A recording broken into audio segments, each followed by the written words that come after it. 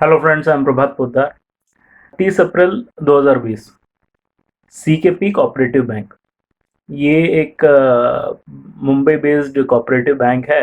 30 अप्रैल 2020 को आरबीआई ने इसका लाइसेंस निरस्त कर दिया। तो इसकी जरूरत क्यों पड़ी?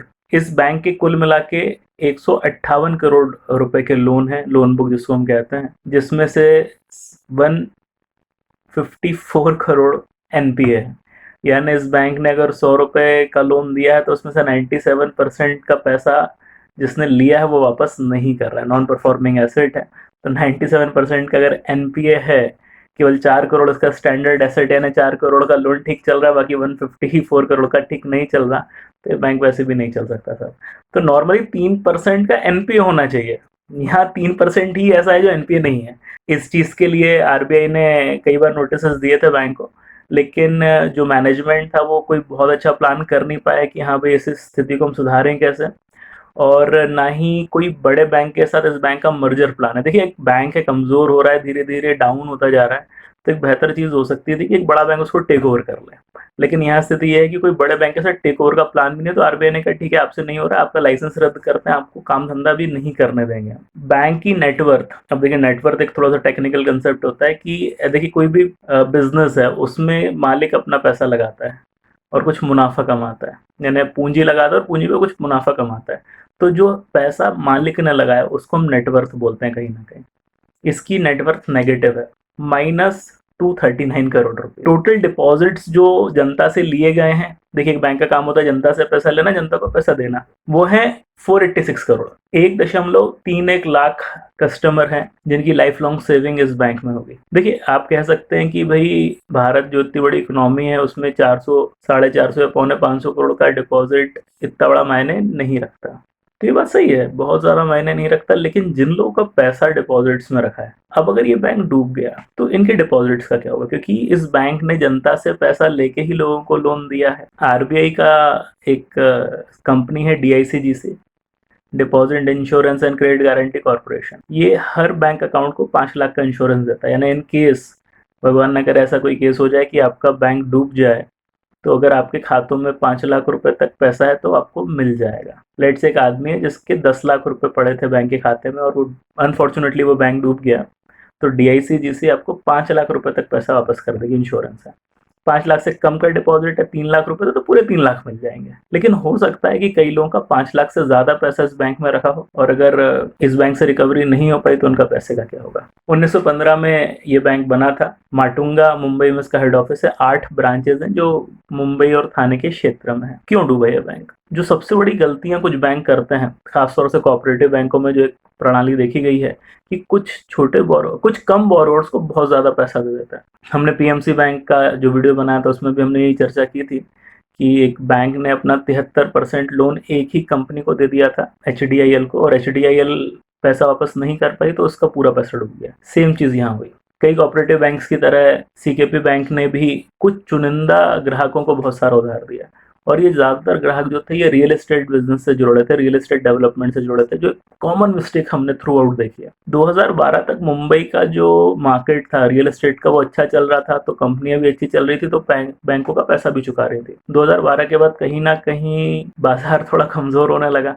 बाजार का रियल एस्टेट का कमजोर हो रहा है तो जाहिर सी बात है कंपनियों को नुकसान होने लगा। कंपनियों को नुकसान होने लगा तो कहीं ना कहीं वो अपना पैसा वापस नहीं कर पा रही बैंकों का, और अगर बैंकों का पैसा वापस नहीं आ रहा है तो सर बैंकों को तो नुकसान होगा ही होगा। तो अगर हम देखें तो शायद 10 से ऐसे बिल्डर्स हैं जिन्होंने सबसे ज़्यादा लोन इस बैंक से ले रखा है, और क्योंकि वो पैसा वापस नहीं कर पा रहे तो कहीं ना कहीं ये बैंक डूबने की स्थिति आ गई है। हम देखेंगे कि बहुत सारे कोऑपरेटिव बैंक्स डूबते हैं, यानी कहीं ना कहीं कोई तकलीफ है, स्ट्रक्चर के साथ कोई प्रॉब्लम है। तो कोऑपरेटिव बैंक का एक इतिहास रहा है कि बहुत सारे, हमने अगर रिसेंट हिस्ट्री में देखे तो बहुत सारे कोऑपरेटिव बैंक हैं जो डूबने की स्थिति में आए हैं।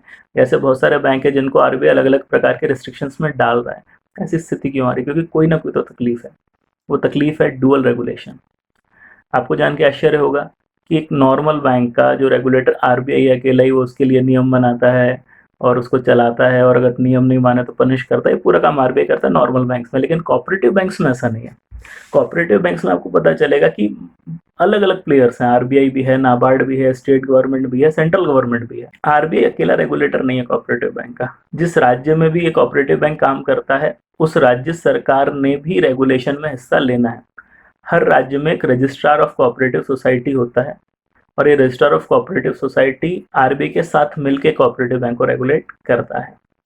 तकलीफ ये है कि ये जो रेगुलेटर्स हैं जो स्टेट गवर्नमेंट की तरफ से आए, कई बार पॉलिटिक्स में इन्वॉल्व हो जाते हैं, कई बार इनके ही मेलाफाइड इंटेंशंस होते हैं और कई बार इन पर प्रेशर भी होता है और कई बार ये एक्चुअली इतने एफिशिएंट भी नहीं होते। कई बार 2018 की अगर हम बात करें में तो भारत में 1551 अर्बन कोऑपरेटिव बैंक्स हैं जो करीबन 4.5 लाख करोड़ का पब्लिक डिपॉजिट लेके बैठे हैं। पहले कोऑपरेटिव बैंक्स जो थे वो पूरी तरीके से राज्यों के अंडर होते थे, आरबीआई का कोई रोल नहीं था। तो बैंकिंग रेगुलेशन एक्ट 1949 में आया लेकिन कोऑपरेटिव बैंक अलग स्ट्रक्चर पे चल रहे थे। ये चले 1 मार्च 1966 तक। उस टाइम थोड़ा सा रेगुलेशन आरबीआई को मतलब ये रेगुलेशन क्यों मिला आरबीआई को, डीआईसीजीसी जिसकी हमने भी थोड़ी देर पहले चर्चा की, जो इंश्योरेंस देता है अगर कोई बैंक डूब जाए तो इनकेस डिपॉजिटर्स को इंश्योरेंस का कुछ पैसा मिल जाए। तो पहले ये सुविधा कोऑपरेटिव बैंक्स के पास नहीं थी। आरबीआई ने कहा कि ये सुविधा हम कोऑपरेटिव बैंक्स को दे सकते हैं लेकिन तब जब वो हमारे रेगुलेशन के अंडर आए, और स्टेट गवर्नमेंट्स इसके लिए राजी नहीं थी। तो बहुत ज्यादा मान मुनव्वल हुआ, बहुत पीछे पड़ा गया कि नहीं सर देखिए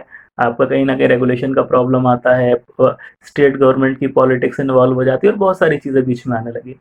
तो बेहतर ये रहेगा कि अगर हम स्टेट गवर्नमेंट से ये पावर लेके आरबीआई को दे दें, लेकिन कोई भी आरबीआई को क्यों देना चाहेगा, स्टेट गवर्नमेंट अपना पावर क्यों छोड़ना चाहेगी। तो ये हो नहीं पाया। 1950 और 1960 के दशक में बहुत सारे कोऑपरेटिव बैंक्स डूबे, तो कहीं ना कहीं स्टेट गवर्नमेंट से प्रेशर था लेकिन वो अपना पावर छोड़ना नहीं चाहते थे। लेकिन एक छोटा सा कॉम्प्रोमाइज आया 1966 में, जब वो थोड़े से मानी, कहने लगे चलिए ठीक है कोऑपरेटिव बैंक से उनका कुछ हिस्सा अब आरबीआई रेगुलेट कर ले। लेकिन अभी भी इनका इनकॉर्पोरेशन, मैनेजमेंट, लिक्विडेशन वगैरह बहुत सारी प्रोसीजर्स ऐसी हैं जो आज भी रजिस्टर ऑफ कोऑपरेटिव सोसाइटी के हाथ में होती है। यानी आरबीआई अभी भी पूरी तरीके से पावरफुल नहीं है कोऑपरेटिव बैंक्स की बात करें तो। जब पीएमसी बैंक डूबा तो ये चीज समझी गई कि आरबीआई जो है उसको शायद थोड़ा बेहतर पावर मिलना चाहिए।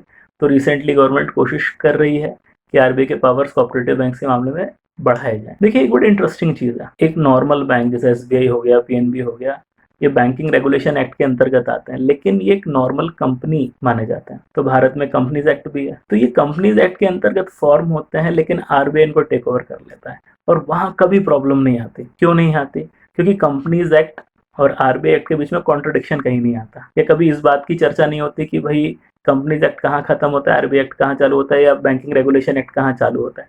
लेकिन जब हम स्टेट और सेंटर के बीच में और आरबीआई के बीच में हम बात करते हैं तो कहीं ना कहीं दोनों के नियमों में कॉन्ट्रडिक्शन आ जाता है। जैसे कई बार ये देखा गया कि आरबीआई ने किसी कोऑपरेटिव बैंक को नई ब्रांच खोलने की परमिशन दी लेकिन स्टेट गवर्नमेंट ने कहा भाई हमसे एनओसी ले लो, या आरबीआई ने कहा ठीक है ये पैसा ये कोऑपरेटिव बैंक कहीं कहीं इन्वेस्ट करना चाहता है तो कर लें, हम इसकी इजाजत देते हैं, लेकिन स्टेट गवर्नमेंट ने नहीं माना। तो ये जो कॉन्ट्रडिक्शंस थे, ये जो राजनीति थी या जो भी इनएफिशिएंसी थी, इसके कारण भारत में कोऑपरेटिव बैंक्स ने कभी भी बहुत अच्छा परफॉर्म नहीं किया। तो इसका सॉल्यूशन क्या हो सकता है? इसका एक सॉल्यूशन हो सकता है कि भारत के आरबीआई एक्ट में, बैंकिंग रेगुलेशन एक्ट में, कोऑपरेटिव सोसाइटी एक्ट में या स्टेट गवर्नमेंट के जो भी इंडिविजुअल एक्ट्स हैं उनमें किए जाए बदलाव और एक स्ट्रीमलाइनिंग की जाए।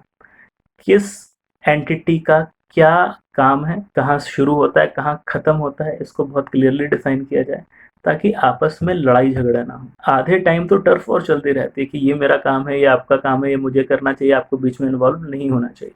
तो कहीं ना कहीं अगर हम चाहते हैं कोऑपरेटिव बैंक्स भारत में ढंग से परफॉर्म करें तो हमें कहीं ना कहीं अपने नियमों में बहुत ही अच्छी क्लैरिटी लाने की जरूरत है। अब अगर इसके लिए धीरे धीरे प्रयास करने ही पड़ेंगे आपको, नहीं तो जिस प्रकार से हो रहा है कि एक के बाद एक बहुत सारे कोऑपरेटिव बैंक तकलीफ में जा रहे हैं, ये भारतीय बैंकिंग के लिए तो अच्छा नहीं है। और केवल भारतीय बैंकिंग, कोऑपरेटिव बैंकिंग नहीं है, लेकिन कोऑपरेटिव बैंक जब डूबते हैं तो उसका असर पूरी बैंकिंग पे होता है।